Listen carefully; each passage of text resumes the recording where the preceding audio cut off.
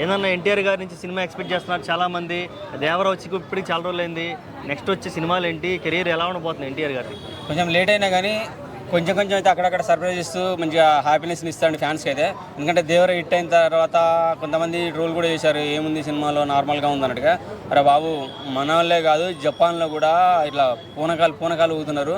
RRR చూసిన తర్వాత ఒక అమ్మాయి తెలుగు నేర్చేసుకొని జపాన్ అమ్మాయి అన్న నీ కోసం RRR చూసిన తర్వాత 2 సంవత్సరాల నుంచి నేను తెలుగు బుక్ కొనుక్కొని తెలుగు నేర్చుకున్నాను, నీతో మాట్లాడిని. కానీ ఆ జపాన్ అమ్మాయి తెలుగులో మాట్లాడుతుంటే మురిసిపోయింది ఎన్టీఆర్.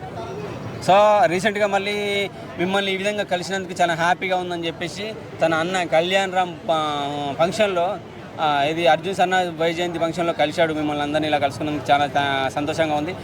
మరొకసారి చాలా పెద్ద ఈవెంట్ అరేంజ్ చేద్దాం, ఈ సంవత్సరం అరేంజ్ చేద్దాం. ఫ్యాన్ మీట్ పెట్టే అవకాశం ఉంది. ఖచ్చితంగా మిమ్మల్ని కలుస్తా అని చెప్పేసి ఒక హింట్ ఇచ్చాడు. మాట కూడా హింటే కాదు, డైరెక్ట్ నోట్తో తన మాటగా ఇచ్చేసాడు. సో తన మాట ఏదో శివగామి నా మాట శాసనం ఉంటుంది కదా, ఒక శాసనాన్ని రాసిచ్చినట్టుగా చెప్పేశాడు. ఖచ్చితంగా ఈ సంవత్సరం కలుస్తా అన్నాడు, కలుస్తాడు. సో దేవర 2 సంగతి పక్కకు పెట్టయితే అది కొంచెం లేట్ అవ్వచ్చు, కానీ వార్ 2తో రాబోతున్నాడు. ఆడ హృతిక్ రోషన్ ఉన్నాడు కాబట్టి మనోడు కూడా ఆ ప్యాక్ తగ్గట్టుగా మనోడు ప్యాక్ ఉండాలి, స్ట్రాంగ్గా ఉండాలి. యాక్టింగ్లో యాక్షన్లు సన్నివేశంలో అయితే కథ నాకు దానికి అసలు ఇంటర్ని కొట్టే మగాడలేడు. కానీ అదే బాడీ బిల్డప్తో ఖచ్చితంగా తగ్గ పోరుగా కనపడాలి కాబట్టి కొంచెం బాడీ బిల్డప్ చేస్తున్నాడంట. వితౌట్ డూపు లేకుండా చేస్తున్నాడట. డూపుకి సంబంధించిన కొన్ని విషయాలు కూడా బయటపడ్డాయి ఈ సినిమాలో. డూపుకి సంబంధించిన అసలు డూప్ అనేవాడు ఉన్నట్ట. యాక్షన్ సన్నివేశాలు కానీ ఫైటింగ్ సన్నివేశాలని మనోడే ఖచ్చితంగా 100% తనే ఉండి యాక్టింగ్ చేస్తున్నాడంట.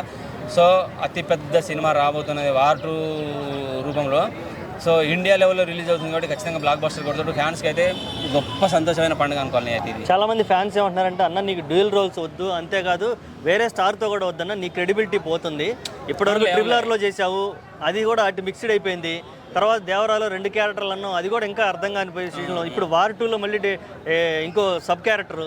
ఎంతైనా హృతిక్ రోషన్ అంటే బాలీవుడ్ స్టార్, వాళ్ళని ఇలా వద్దంటున్నారు ఫ్యాన్స్. దీన్ని ఎలా చూడాలి?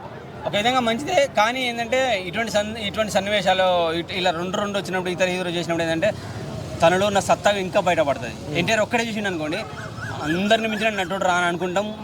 ప్రూవ్డ్ యాక్టర్ కాబట్టి మనకు తెలిసిపోతుంది. ఇంకో యాక్టర్తో చేసినప్పుడు ఏదైనా ఒక సన్నివేశం గట్టిగా పడదు అనుకో, అబ్బా హృతిక్ రోషన్ కూడా పనికిరాడు రా మనోడు ముందు, తెలుస్తుంది కదా ఎదుటోడు సత్తా మనకు తెలుస్తుంది కదా.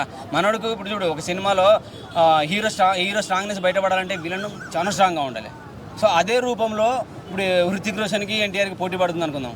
ఎన్టీఆర్ బాగా ఎలివేట్ అయ్యాడు అనుకో, సో హృతిక్ రోషన్ కూడా పనికిరాడని నిరూపిస్తారు కదా. సో ఏం కావాలి? సో మనం దీన్ని తీసివేయకూడదు. ఆపోజిట్ గట్టిగా ఉంటేనే మన హీరో అన్నాడు ఇంకా స్ట్రాంగ్నెస్ అనేది మనకు బయటపడుతుంది. ఇది ఒక విధంగా మనకు ప్లస్ పాయింటే. ఆఫ్ కోర్స్ ఎన్టీఆర్ ఒంటరిగా నటిస్తేనే మంచిది.